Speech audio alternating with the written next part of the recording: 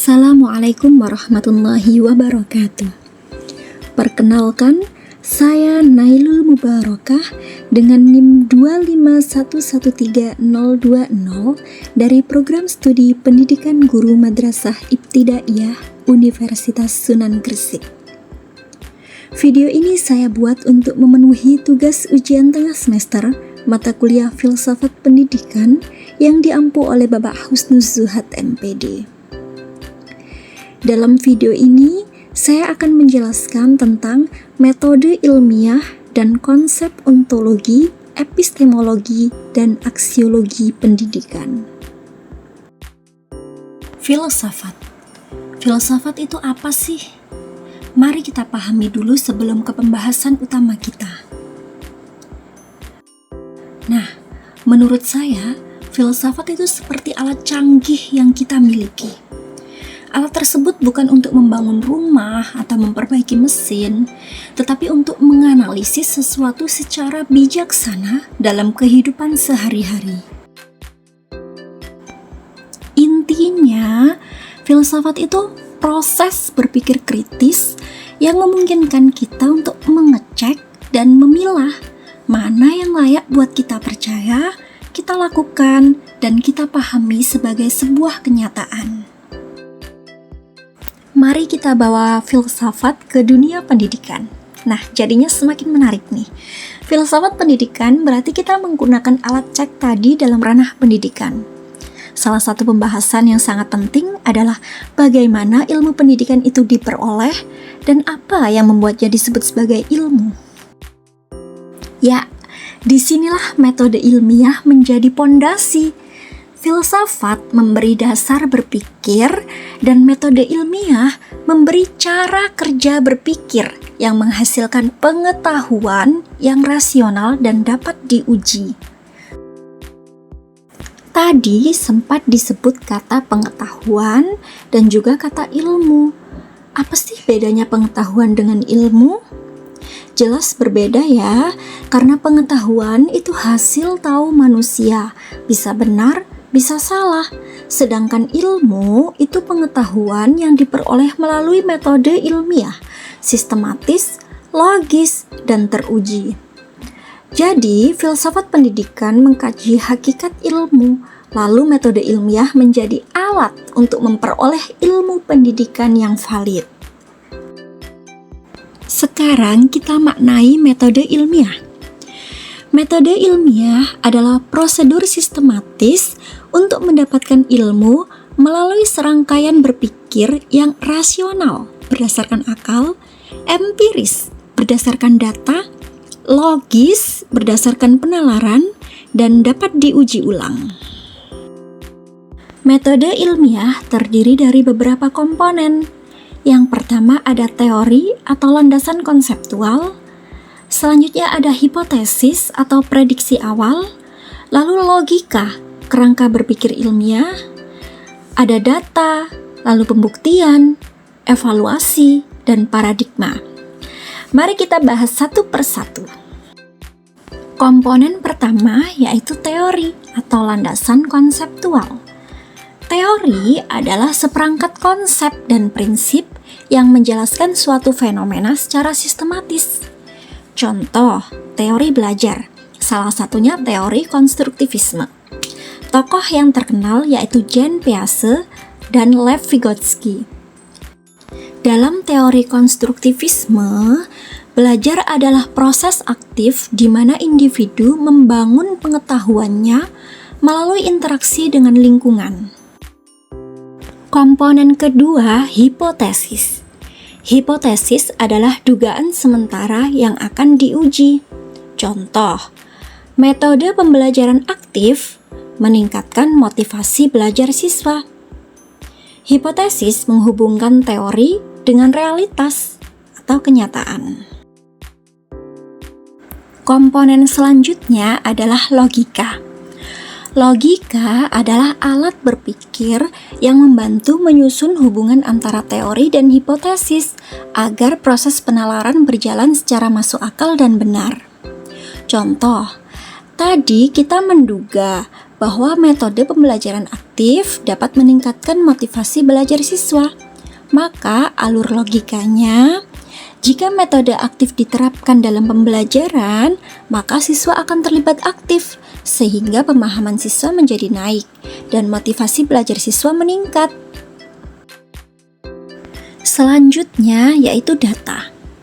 Data adalah kumpulan fakta atau informasi yang diperoleh dari hasil observasi, wawancara, atau angket yang digunakan untuk menjawab pertanyaan penelitian. Contoh, nilai rata-rata kelas yang menggunakan metode aktif lebih tinggi dari metode ceramah. Metode kelima yaitu pembuktian. Tahap ini menguji apakah dugaan awal terbukti secara nyata. Contoh, uji statistik menunjukkan metode aktif memang meningkatkan motivasi. Komponen selanjutnya evaluasi. Evaluasi dilakukan untuk melihat apakah data cukup, apa keterbatasan penelitian, apa rekomendasi untuk penelitian selanjutnya. Ini menjaga siklus ilmu agar selalu berkembang. Paradigma. Paradigma adalah pola pikir atau model konseptual yang menjadi dasar dalam melihat realitas penelitian. Dari contoh tadi, paradigma yang digunakan adalah post-positivistik. Karena kita berangkat dari teori dan hipotesis, lalu mengujinya secara empiris dengan data, lalu melakukan evaluasi dan revisi. Ini menunjukkan penelitian yang tetap mengakui bahwa hasil tidak absolut dan dapat diperbaiki. Cara berpikir dalam metode ilmiah ada dua. Yang pertama, deduktif. Umum ke khusus. Berangkat dari teori, diuji ke fakta. Contohnya digunakan saat guru menerapkan teori tertentu dalam kelas. Yang kedua, induktif. Khusus ke umum. Berangkat dari data, membentuk teori.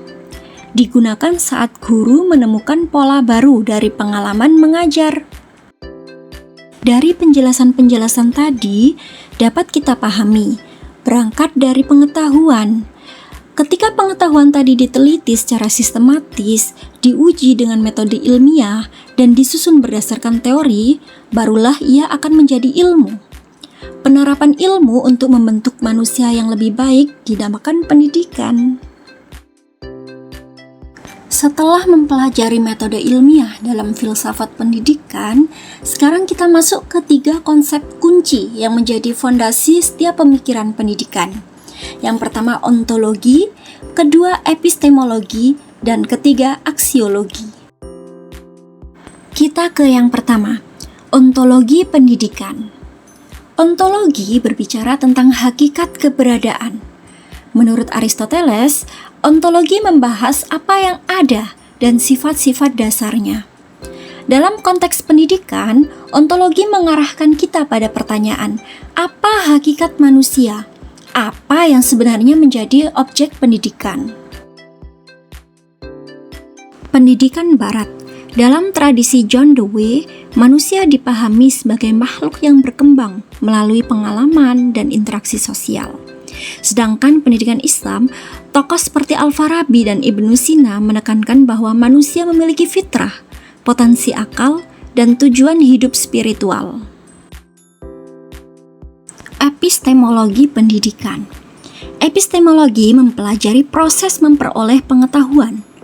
Perbedaan pandangan tentang proses tersebut tercermin dalam aliran-aliran filsafat berikut, seperti aliran rasionalisme, empirisme, kritisme, positivisme, dan pragmatisme. Kita ke aliran yang pertama, yaitu rasionalisme. Tokoh utama aliran ini adalah Descartes dan Spinoza. Epistemologi rasionalisme menegaskan bahwa pengetahuan berasal dari akal. Jadi dalam pendidikan ini tampak pada pembelajaran logika dan penalaran deduktif. Aliran kedua yaitu empirisme. Tokoh utamanya yaitu John Locke dan David Hume. Aliran ini menekankan pengalaman indrawi sebagai sumber pengetahuan. Maka Pendidikan memberi ruang besar untuk eksperimen, observasi, dan praktik langsung. Selanjutnya, aliran kritisme. Tokoh utamanya yaitu Immanuel Kant. Kant memadukan akal dan pengalaman. Pendidikan mendorong analisis reflektif dan kemampuan menilai secara mandiri. Keempat, aliran positivisme. Tokoh utamanya yaitu Auguste Comte. Comte mengajarkan bahwa pengetahuan yang sah adalah dapat dibuktikan secara ilmiah. Ini melahirkan praktik pembelajaran berbasis metode ilmiah. Terakhir, ada aliran pragmatisme. Tokoh utamanya yaitu John Dewey. Dewey menekankan bahwa pengetahuan harus memiliki nilai praktis. Karena itu, pendidikan diarahkan pada problem-based learning dan proyek sosial. Sebelumnya kita sudah membahas ontologi dan epistemologi. Sekarang tibalah ke aksiologi pendidikan. Aksiologi membahas nilai dan tujuan dari pendidikan. Dalam perspektif Islam, aksiologi menempatkan nilai akhlak, iman, dan kemaslahatan sebagai tujuan utama pendidikan. Sekarang kita lihat dari perspektif Barat. Tujuan dari aliran rasionalisme yaitu membentuk pemikir rasional dan kritis. Aliran empirisme bertujuan mengembangkan kemampuan observasi dan pengalaman. Sedangkan kritisme yaitu pendidikan mendorong kesadaran moral dan penilaian mandiri. Untuk aliran positivisme bertujuan melahirkan individu objektif dan rasional yang memahami sains. Yang terakhir, aliran pragmatisme. Tujuannya membentuk manusia adaptif dan solutif yang mampu memecahkan masalah nyata. Semua materi sudah kita bahas, sekarang mari kita simpulkan. Oke, kesimpulannya yaitu metode ilmiah dalam filsafat pendidikan membantu kita memahami bagaimana pengetahuan menjadi ilmu yang dapat dipercaya. Prosesnya dimulai dari teori, dirumuskan menjadi hipotesis, diuji dengan logika dan data, lalu dibuktikan dan dievaluasi. Cara berpikir ini menunjukkan bahwa pendidikan berdiri di atas fondasi filosofis yang kuat, yaitu ontologi, epistemologi, dan aksiologi. Ontologi menjelaskan siapa manusia dan apa hakikat pendidikan. Epistemologi membahas bagaimana pengetahuan diperoleh. Hal ini tampak dalam berbagai aliran filsafat seperti rasionalisme, empirisme, kritisme, positivisme, dan pragmatisme. Aksiologi menunjukkan nilai dan tujuan pendidikan, baik dalam perspektif Barat maupun Islam. Refleksi dari saya sebagai calon pendidik, bagi saya filsafat pendidikan adalah fondasi yang membuat saya sadar bahwa mengajar bukan sekadar menyampaikan materi, tetapi memahami manusia yang saya didik. Filsafat membantu saya melihat alasan di balik setiap metode, tujuan, dan nilai yang saya pilih dalam proses belajar. Sebagai calon pendidik, filsafat pendidikan mengajak saya berpikir lebih dalam, lebih kritis, dan lebih bijak, agar tidak hanya mencerdaskan siswa, tetapi juga membentuk karakter dan kemanusiaan mereka. Dengan memahami filsafat, saya merasa lebih siap menjadi guru yang tidak hanya mengajar, tetapi juga membimbing. Sekian yang bisa saya sampaikan. Terima kasih telah menonton dan semoga bermanfaat. Assalamualaikum warahmatullahi wabarakatuh.